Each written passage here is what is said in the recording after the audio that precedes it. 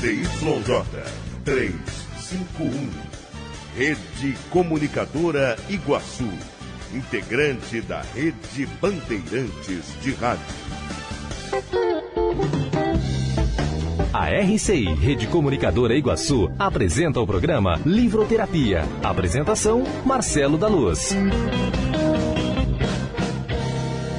Bom dia, Foz do Iguaçu, a cidade mais internacional do Brasil, cidade maravilha da natureza. Bom dia para você que nos acompanha pela rádio RCI. Eu sou Marcelo da Luz, trazendo para você o programa Livroterapia, um programa sobre leitura, sobre bons livros, livros que nos estimulam o autoconhecimento, o senso crítico e a esperança de dias melhores. Hoje o nosso papo é aqui em casa, né? Porque eu vou entrevistar o nosso âncora principal aqui da rádio RCI, o Guilherme Wojciechowski. Muito bom dia, Guilherme. Bom dia, Marcelo. Olha, para mim é diferente, né? Porque até eu entrevistei você em uma ocasião, agora sou eu entrevistado, é um papel em que para mim é até um pouquinho diferente, viu? É muito legal isso. E, Guilherme, a gente vai bater um papo sobre um livro interessantíssimo, que é o Tratado sobre a Clemência, escrito pelo filósofo Sêneca.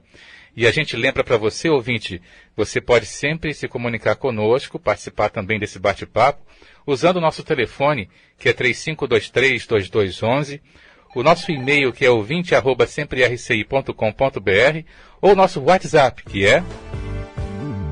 Anote aí, esse é o WhatsApp da RCI, 991450911, é o WhatsApp da RCI.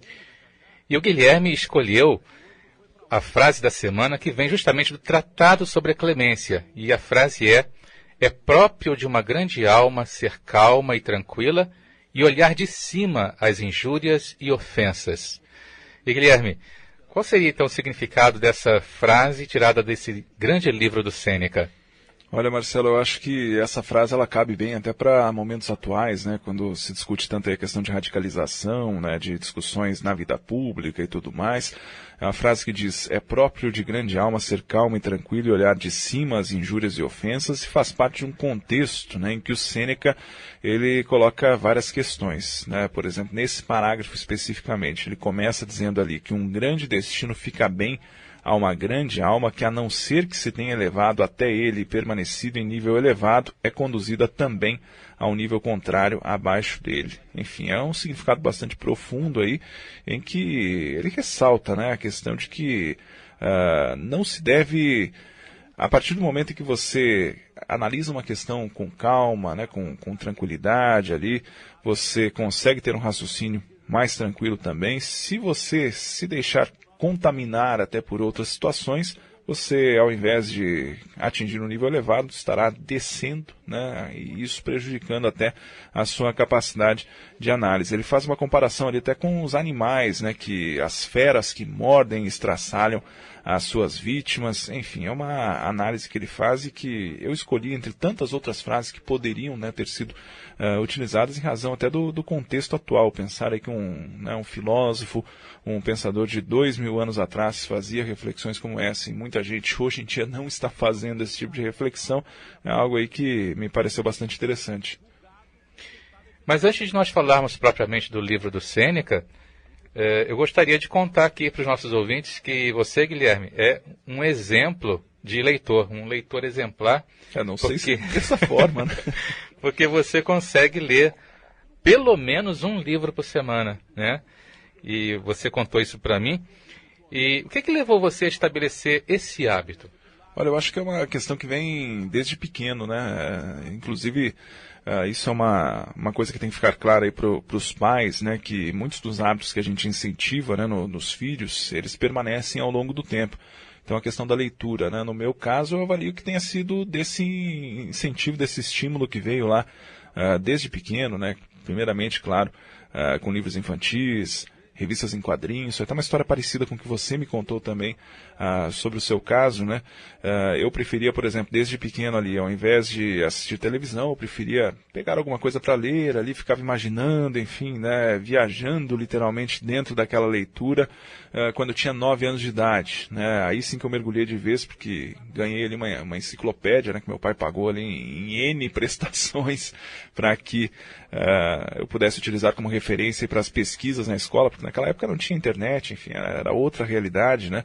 E depois, eu acho que o hábito da leitura se consolidou de vez quando, a partir dos meus 11, 12 anos, que daí era quando eu já podia sair sozinho de casa, né? Já tinha ali uma certa liberdade para isso, e podia, por exemplo, pegar um ônibus lá no bairro que eu morava, atravessar a cidade e ir até a biblioteca, no centro aqui de Foz do Iguaçu. Era algo aí que eu fazia com uma regularidade. Você podia pegar 2 livros por semana na biblioteca. Às vezes eu ia na segunda, na quinta-feira eu já estava de volta lá pegando outros 2 livros, né? Então era uma época ali em que eu gostava realmente dessa questão de ler ali o máximo possível. Claro, em alguns momentos da vida a gente não consegue manter o ritmo em função de outros compromissos, outras atividades que desenvolve, mas o que eu procuro fazer, né, e o que eu disse para você que é um hábito, ler aí em torno de pelo menos um livro por semana, o que eu procuro fazer é aproveitar o tempo livre, né, porque muitas vezes a gente tem um tempo ocioso, diga-se de passagem, por exemplo, no meu caso, dentro do ônibus, né, se eu ficar apenas olhando pela janela, dentro do ônibus ali, no ônibus que eu pego para vir aqui para a RCI, eu estou desperdiçando meu tempo, né? Então eu procuro sempre ali trazer um livro comigo, seja ele físico ou até no eletrônico também, né? Que eu tenho ali um aparelho lá, um leitor de livro eletrônico que eu faço essa leitura, e com isso, né, são em torno de 30 páginas por dia que eu consigo ler só nessas, né, ida e volta de ônibus, alguma fila que eu pego, alguma sala de espera, algum momento ali em que não há muito o que fazer, então eu vou aproveitando, enfim, se você somar, né, 30 páginas por dia mais ou menos, sem fazer muito esforço, no final da semana você já vai estar ali com quase 200 páginas de leitura, então é uma forma que eu aproveito aí para ler, e eu digo para você o seguinte, Marcelo, eu já não me incomodo com o tempo de demora do ônibus, né, enquanto eu estou no ponto ou dentro do ônibus, acaba se tornando um momento prazeroso. Eu nem me incomodo se o motorista atrasa um pouquinho e tudo mais, enfim. Às vezes eu fico até chateado de ter que abandonar ali a leitura de um capítulo faltando 1, 2 páginas por causa que chega o momento de descer, mas enfim, né, são hábitos aí que a gente vai criando ao longo do tempo. E essa seria a dica principal que você daria para as pessoas que gostariam de ler mais, mas não estão conseguindo? Olha, são várias dicas, na verdade. Quando você me colocou nessa questão aí do que dizer para incentivar a leitura, eu pensei em várias questões, né? A primeira de todas, na minha opinião, né? A pessoa, quando vai escolher um livro, ela tem que usar critérios da mesma forma como ela escolhe ali um programa de televisão para assistir, alguma série, alguma atividade que ela vai fazer, enfim. Tem que ser ali algo que, primeiramente, desperte o seu interesse, tem a ver com o seu perfil, uma vez com o livro na mão, né? Uma dica que eu particularmente sempre costumo fazer isso. Eu pego o livro, eu dou uma olhada no resumo que existe ali, né? Ou na lombada, ou enfim, na aba ali, né? Ou na contracapa, dou uma olhadinha no índice, folheio o livro, né? Não digo para chegar até o final, porque às vezes a gente acaba lendo alguma coisa no final ali que acaba prejudicando, né? Enfim, você conhecer um pouco do mistério da trama, mas, né, dou uma olhadinha ali e vejo como é que está a estrutura, como é que são os capítulos, quantas páginas tem, tudo mais. Quando eu começo a ler um capítulo, eu faço justamente isso, né, para ver ali quantas páginas tem o capítulo, para saber mais ou menos quanto tempo vai me levar a leitura desse capítulo. E muita gente diz, né, mas eu peguei o livro para ler, o livro tal, que ele é muito chato, ele é muito demorado, as coisas demoram para acontecer, mas assim, cada obra tem seu ritmo, né? Às vezes alguns pontos ali que podem parecer que não são importantes no começo, na verdade eles têm importância ali no final, enfim, é como realmente uma novela, um filme, enfim, cada obra tem seu ritmo, a pessoa, né, tem que ter esse entendimento sobre essa questão. E também, né, levar em consideração a questão da expectativa, porque muitas vezes a gente pega um livro para ler ali com uma expectativa muito alta, né? Nossa, tá todo mundo falando bem, esse livro é fantástico, e não é bem assim, porque os gostos diferem um pouco, né? Então, uma dica que eu sempre dou é essa, né? De não pegar um livro com expectativa muito alta. Bom, depois do intervalo nós voltaremos para falar sobre a leitura do livro sobre a clemência, o tratado sobre a clemência. O programa Livroterapia volta já já. Estamos apresentando o programa Livroterapia. Apresentação, Marcelo da Luz. Você já sabe onde irá comprar os materiais elétricos do seu imóvel? É claro que você sabe! É na Eletromil! Conheça a nossa loja e veja os mais diversos artigos em lâmpadas, lustres, pendentes, luminárias, além de chuveiros e toda a parte elétrica para a sua casa ou estabelecimento comercial. Eletromil, Rua Stanislau Zambrick 611 Centro, próximo ao Mufato Boici. Fone 3528-8130.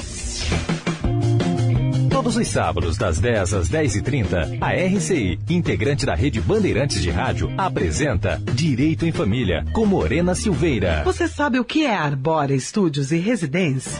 É uma nova proposta de moradia e investimento que está chegando em Foz do Iguaçu, perto da Avenida Felipe Vancher, com um projeto surpreendente, alto padrão nos acabamentos e o mais importante, preços bem acessíveis. São unidades compactas, estúdio ou duplex, ideais para uma ou duas pessoas, para moradores ou visitantes, estudantes ou aposentados. Marque uma visita e venha conhecer o apartamento decorado. Entre em contato pelo WhatsApp 991470321. Seja para morar ou investir, você tem que conhecer o Arbórea. www.arborea.com.br e no Facebook Arbórea Edifícios. Realização Leanco Incorporadora.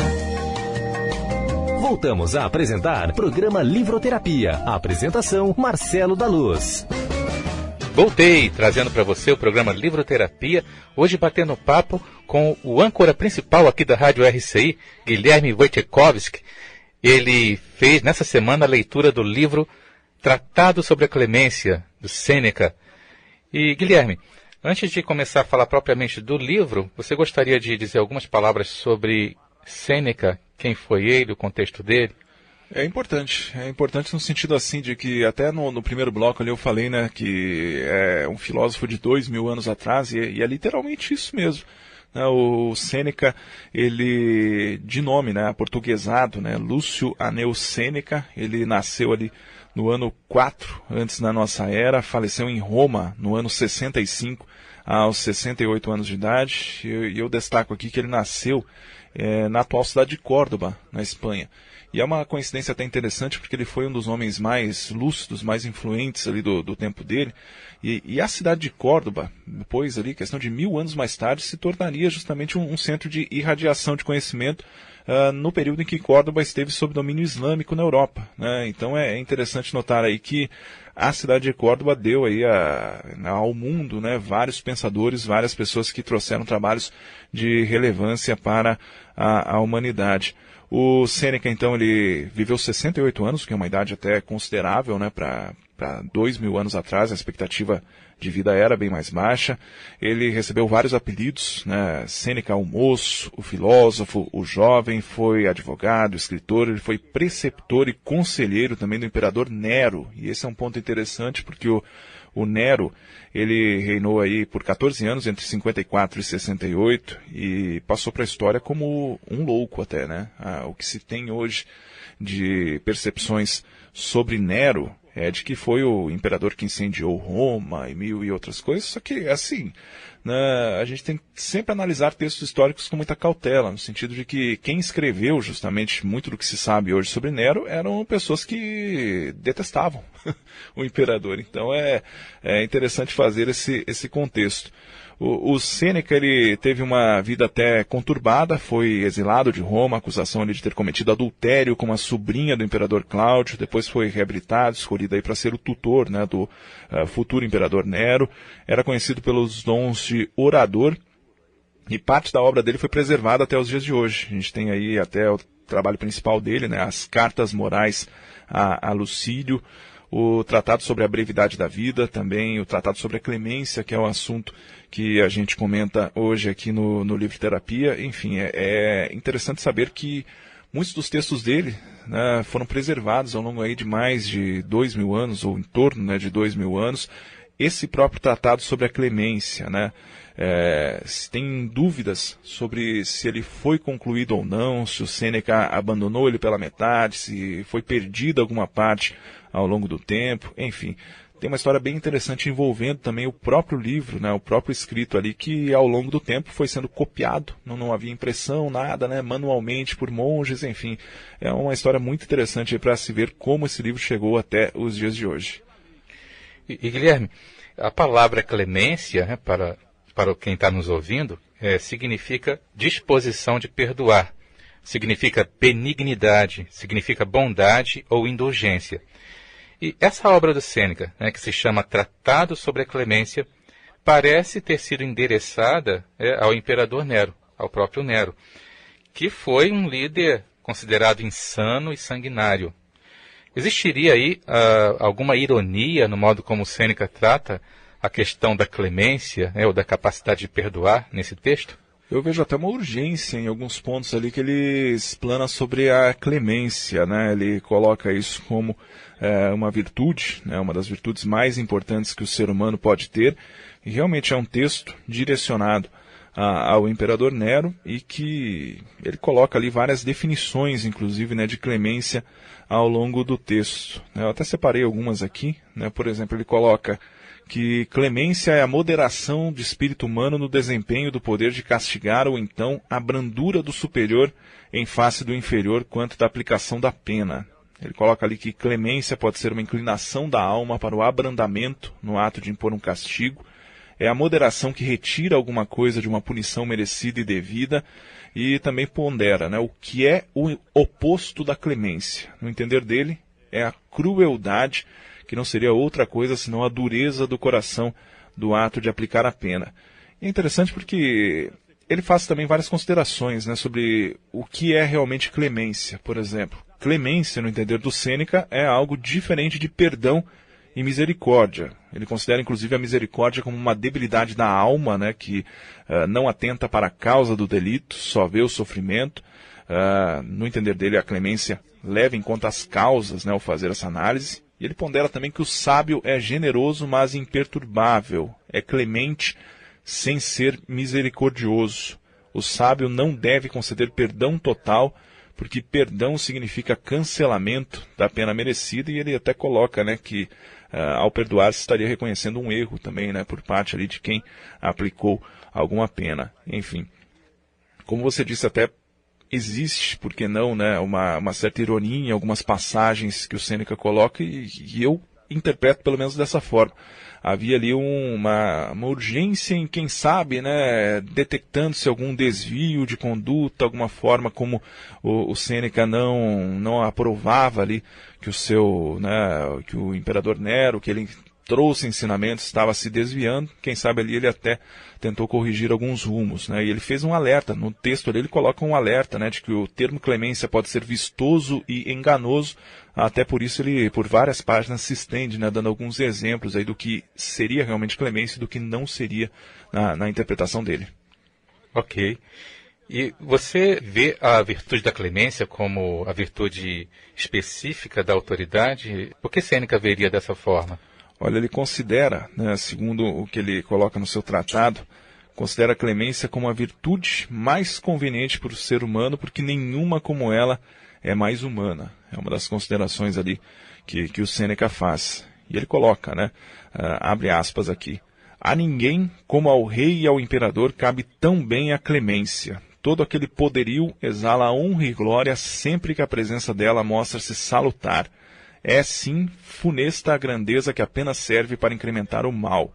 Ele pondera, num dos exemplos, né, que ele coloca ali, inclusive, é que numa situação de emergências, de guerra, por exemplo, né, todos os cidadãos ali, os súditos, estariam dispostos a até dar a vida por algo que consideram justo, né, com um modelo de vida, uma sociedade, um regime político, um governante. Mas é claro, esse governante ele precisa ali estar em sintonia com a população, e uma dessas formas de sintonia seria justamente a clemência. Ele até coloca ali, né, que com um soberano clemente, né, as pessoas até protegem o sono dele como sentinelas noturnas, lutam ao seu lado a fim de lhe resguardar as costas e assim enfrentam os perigos que o assaltam.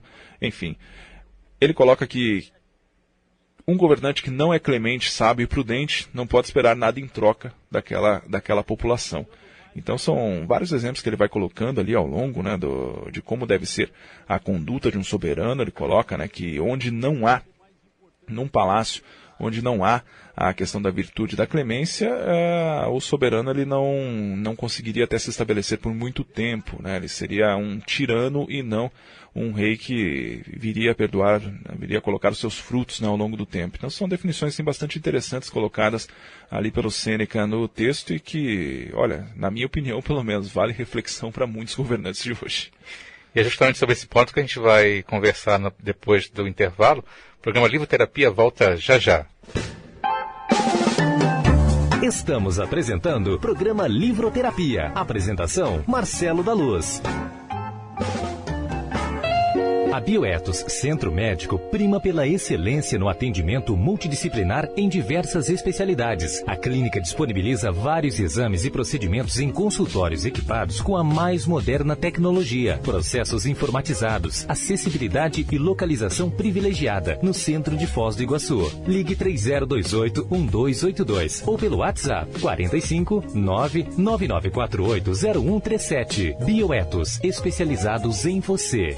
Você já sabe onde irá comprar os materiais elétricos do seu imóvel? É claro que você sabe! É na Eletromil! Conheça a nossa loja e veja os mais diversos artigos em lâmpadas, lustres, pendentes, luminárias, além de chuveiros e toda a parte elétrica para a sua casa ou estabelecimento comercial. Eletromil, Rua Stanislau Zambrick 611 Centro, próximo ao Mufato Boici. Fone 3528-8130. SOS Pais, programa que fornece técnicas de psicoeducação para pais e professores. Sábados, das 11 às 11h30 na RCI. A apresentação, psicóloga Lilian Zulê. Você já conhece os novos subs parmegiana do Subway? Deliciosos sabores de frango ou carne com queijo à sua escolha. E o irresistível molho tradicional italiano. O sabor da Itália com um toque especial do Subway. Aproveite! E na compra de um sub parmegiana, o refri é por nossa conta. Novos subs parmegiana de frango ou carne. Receita italiana do jeito Subway. Experimente! Voltamos a apresentar programa Livroterapia. A apresentação, Marcelo da Luz. Voltei trazendo para você o programa Livroterapia. Hoje estamos conversando sobre um livro antigo, escrito pelo filósofo Sêneca, livro que se chama Tratado sobre a Clemência. E quem está apresentando esse livro é o nosso âncora principal aqui da rádio, Guilherme Wojciechowski. Bom, Guilherme, lá no capítulo 8 do livro, o Sêneca diz que ser rei equivale a submeter a uma escravidão majestosa. Se submeter a uma escravidão majestosa. Como é que essa ideia é apresentada no texto? Você acha que essa é uma ideia que poderia também ser ensinada aos líderes políticos de hoje? Sem dúvida alguma, Marcelo. Sem dúvida alguma mesmo. Eu até gostaria de voltar aqui num assunto, né, que eu toquei brevemente ali no começo, né, quando a gente começou a falar do livro, que é a questão até da própria marcação de capítulos, né, porque você citou aqui a questão do capítulo 8, né? Algumas pessoas que pegarem o Tratado sobre a Clemência encontrarão uma marcação diferente, porque ele tem o texto ao longo do tempo, até pela avaliação de que ele estava incompleto, de que algumas partes estavam faltando, algumas traduções até um pouco defeituosas, ele foi editado de diversas maneiras, né? Há inclusive uma tradução francesa que reelabora completamente a organização do livro, né, dividindo ele em 3 partes. Então é até interessante ter um índice ali do lado para ir comparando, né, os textos, as diferentes marcações aí de cada um dos textos.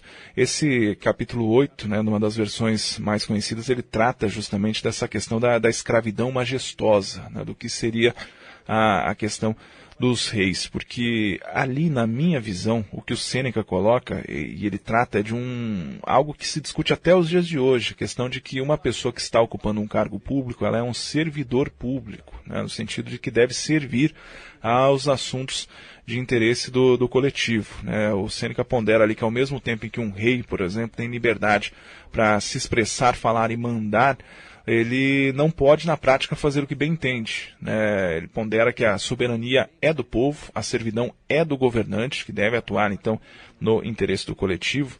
E eu até separei uma frase aqui que aparece ali, que é a seguinte, né? O Sêneca coloca: as atitudes e palavras tuas, se dirigindo ao imperador Nero, né, que é o destinatário do texto: as atitudes e palavras tuas ganham divulgação rumorosa. É por isso que te é forçoso zelar pela fama, já que tudo quanto fazes tem de imediato larga repercussão. E é o que a gente percebe mesmo, né? Na vida pública, a pessoa tem até uma outra frase famosa, né, de que ela não deve apenas ser honesta, mas parecer honesta, né, algo que vem se repetindo aí ao longo dos tempos. E é mais ou menos por aí o que ele coloca da questão da escravidão majestosa, né? Ele escreve também que, de outro lado, quantas coisas não te são permitidas, ao passo que para nós são franqueadas por força de teu beneplácito. Citando o exemplo de que um cidadão comum pode ir a qualquer canto, né, sem que isso cause grandes alvoroços, mas um soberano, né, um rei, um governante, deve medir cada um aí dos seus passos, né? Ele coloca até uma questão interessante que se debate hoje muito, a questão da privacidade, né? Ele compara a questão aí de um governante, ele não tem a privacidade onde ele está. Ele será acompanhado aí por todos os olhares onde ele estiver. Então, realmente, esse é um dos pontos que ele coloca quando fala do que chama de escravidão majestosa, né? Eu vejo esse ponto como realmente algo aí que os governantes, eles têm que estar muito atentos mesmo, né? A questão de que eles estão servindo, né? Eles estão prestando um serviço para a nação, para o seu estado, para aquela sociedade, enfim, volta um pouco naquilo que a gente discute até hoje da questão de definição de servidor, né? Servidor público. E esse texto tem várias ideias muito interessantes, mas você destacaria mais alguma ideia que pudesse ter uma aplicação no contexto dos nossos dias? Eu vejo que ele toca muito na questão de que você, antes de decidir, deve analisar, né, a questão com prudência, serenidade, fazer o que tem que ser feito, mas procurar ser justo nas suas decisões. Ele até faz algumas separações, né, entre os conceitos de justiça e clemência, perdão e clemência, misericórdia e clemência, enfim, ele trata muito disso ao longo do texto. Colocar o bem público acima do interesse particular, ter uma visão de futuro, né? As ações que você faz hoje, elas terão reflexo ali na frente. Então, por exemplo, né, a questão da crueldade. Ele coloca que quanto mais cruel o governante for, mais inimigos ele vai gerar e necessidade, né, sede de vingança, um ciclo que nunca vai terminar. Por isso também ele foca tanto na questão de que deve ser clemente, né, inteligente em suas ações. Ele coloca, né, a questão de se evitar atitudes e gestos desnecessários, né, respeitar as pessoas, cuidar do público como cuidaria do particular. E uma frase que eu separei também, ele diz, né, o Sêneca, nesse tratado: o maior título de glória para um rei é ser clemente, né, o pior dos flagelos, a sevícia ou crueldade. E ele cita também, né, a questão do exemplo que vem de cima, dar o exemplo para que se possa colher frutos ali na frente também. E, Guilherme, pena que o nosso tempo é curto, mas é um prazer muito grande tê-lo aqui no programa, dando esse exemplo, né, de um bom leitor. E eu sei que você tem alguns outros recados relacionados à leitura aqui para o nosso ouvinte. Olha, primeiramente um agradecimento, viu, Marcelo, porque eu fico muito feliz assim da gente poder tratar, né, num espaço como o do rádio, sobre questões de literatura, leitura, enfim, para que as pessoas saibam um pouquinho, né, de toda essa questão relacionada aos livros, tenham interesse, né, nos livros. A gente falou de um livro clássico, né, um livro tratado sobre a clemência do Sêneca, escrito 2000 anos atrás praticamente. Muitas pessoas podem dizer, mas por que eu vou ler um clássico? Olha, as reflexões trazidas ali, muitas delas são pertinentes para o nosso dia a dia, hoje, né? E não são livros difíceis, né? São livros que a gente encontra inclusive nos sebos, nas livrarias, em edições de bolso, a preços aí de R$10, muitas vezes menos que isso, promocionais. São textos que não têm uma linguagem antiga, difícil de entender, não, são traduções atuais, enfim, são fáceis de entender. Então, portanto, eu deixo esse registro aí, o convite para que as pessoas leiam realmente alguns desses textos. E também quem se interessar aí por autores locais, olha, Paraguai, Argentina, nossa própria região que tem autores de muita qualidade. Eu ressalto aqui, ó, você quer conhecer um pouquinho da literatura do Paraguai. Tem um autor famosíssimo, Augusto Roa Bastos, muito acessível a leitura dele. Claro, tem um livro muito difícil dele que se chama Eu, o Supremo, que tem um texto um tanto complicado, mas outros livros aí muito fáceis, muito acessíveis, vale a pena, realmente uma realidade muito próxima da nossa. Também argentinos aí como Horácio Quiroga, que escreveram várias histórias sobre a nossa região aqui, província de Misiones, próxima, enfim. Procure se familiarizar aí com esses autores, conhecer um pouquinho mais da nossa história, da nossa região. Certamente cada um aí encontrará um livro que será do seu agrado, né? A literatura, com certeza, é uma das riquezas também da nossa região, né? É uma das riquezas pouco faladas, mas é uma riqueza considerável. E eu lembro, ouvinte, que você pode recuperar este programa de hoje e outros programas no site da rádio, que é www.semprerci.com.br. À direita da tela você encontra a aba do programa Livroterapia. Clicando ali você poderá ouvir e baixar outros programas da nossa série. Se você é fã do nosso programa, ajude-nos a divulgá-lo nas redes sociais. Um grande abraço a todos e eu voltarei no próximo sábado trazendo mais um livro interessante para você.